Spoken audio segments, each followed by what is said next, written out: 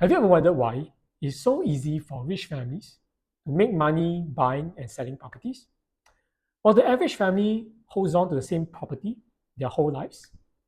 Is there a secret these rich families have that make them so confident whenever they transact a property? Between you and me, the secret is in their planning. Today, we are talking about how wealthy families plan their finances before they buy their next home. The reason these families can have a lot of properties in Singapore is because of their careful planning. You may be getting your first home or wish to buy your second property.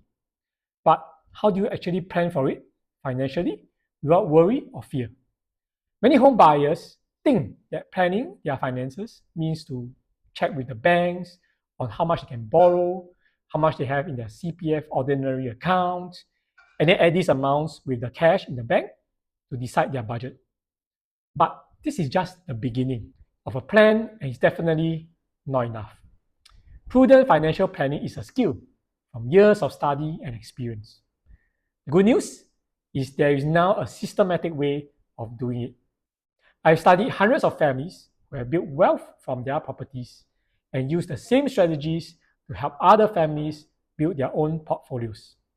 So in this video, I'm going to break it all down. This is a proven 5-step framework of how to build wealth for your family through real estate. By the way, I'm Bernard, a property advisor who has worked with business owners, doctors, and civil servants to build wealth using residential, commercial, and industrial properties. All right, let's dive in.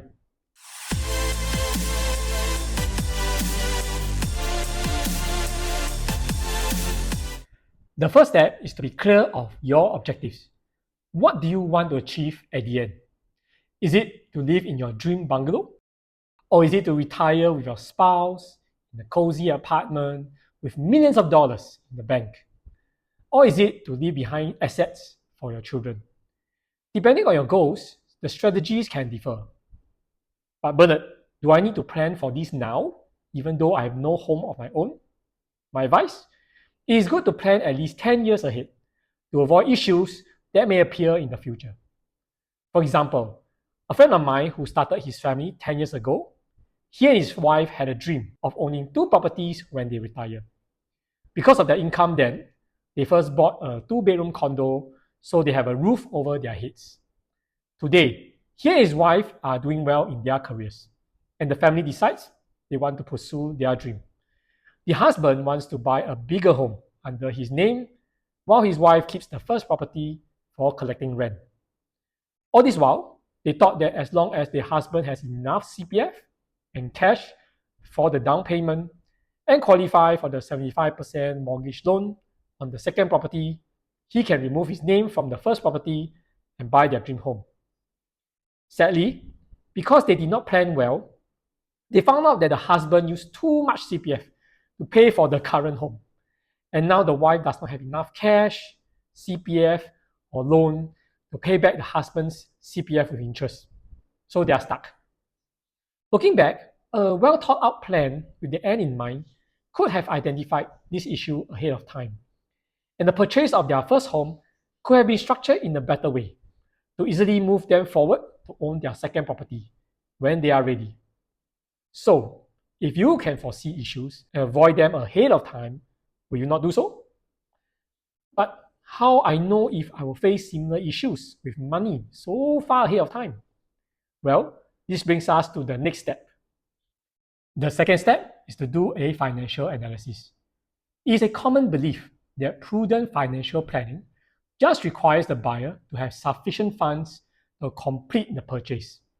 So the usual way of planning is to ensure the mortgage loan, the CPF amount, and the cash to be used are sufficient to cover the purchase price of the property. While this is important, families who build wealth in real estate go one more step, and that is to manage their risk while maximizing their possible returns.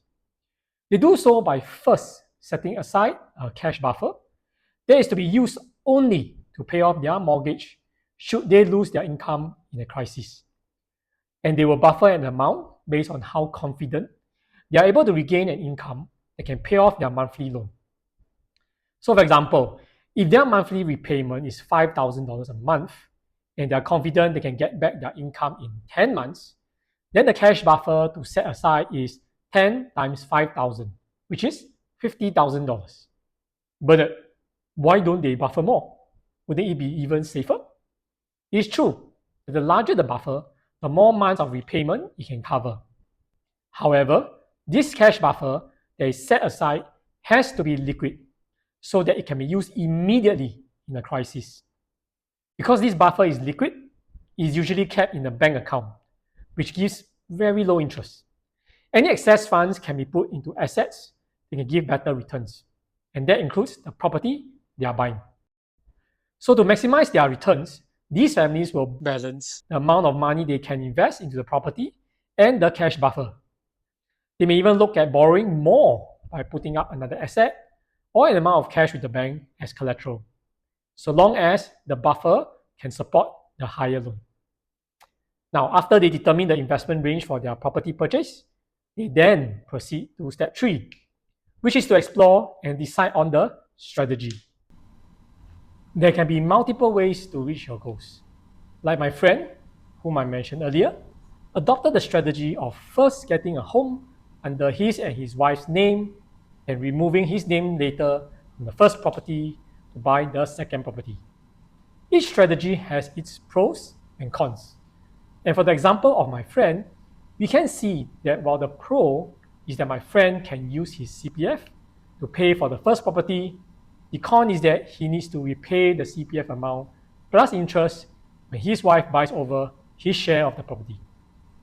Another strategy his family could have used was to buy a property under one family name first, either the husband or the wife. That, however, will mean that the loan assessment and the CPF that can be used can only be from that family member. This can restrict the investment range of the property to purchase. Now, in order to determine what is the best strategy for your situation, it is advisable to look at all the possible options to reach your objective. And that is what the home moving review does. This is a review where you and I go through steps 1 to 3, and together we create an easy to follow plan where you will feel safe to proceed with your home purchase. In this review, we will explore all your options and also plan for contingencies. So, if you'd like to sleep well at night after buying your next home, you can explore the home moving review from the link in the description or by scanning this QR code here. A while back, I was helping a family of doctors who are looking for their first home. We went through the home moving review together. And interestingly, during the first step of getting clear on their objectives, they grew closer as a couple because the review allowed them the space and the time to understand each other's desires and considerations when it comes to the home. They both learned something new about their preferences during the review, something they may not have done on their own. Once their goals were clarified and they are aware of their options and the strategy, it became easier for them to pinpoint what they wanted. In the end, they were able to get a home that fits their requirements and at a reasonable price. So the fourth step is to select the right property to buy. With the strategy in place, you can then look through all the properties for sale that fits your criteria, and from there you can shortlist those which you feel are suitable. However, is there a benchmark that can be used to compare properties objectively? Well, there is. We have created our own 25-star system where you can grade a property based on a common set of factors that are attractive to homeowners. The system provides a holistic approach to shortlisting properties, so you will also know which ones have a higher chance of reselling at a profit in the future. So from the grades given to each property in your list, you can easily identify which are the good ones from the bad. This saves you a lot of time that may have been wasted by visiting properties that are of a lower quality. The fifth step is to buy a home. With all the homework done beforehand, you can make your purchase with certainty that is the right one for your family. At this step, you just need to know what are the proper procedures and timelines of buying a property, and you can look forward to getting the keys soon. So, we have gone through the 5 steps that wealthy families use to plan the purchase of their next property. Step 1 is to be clear of your objectives. Step 2 is to do a financial analysis. Step 3 is to identify the best strategy. Step 4 is to select the right property. And step 5 is to take action.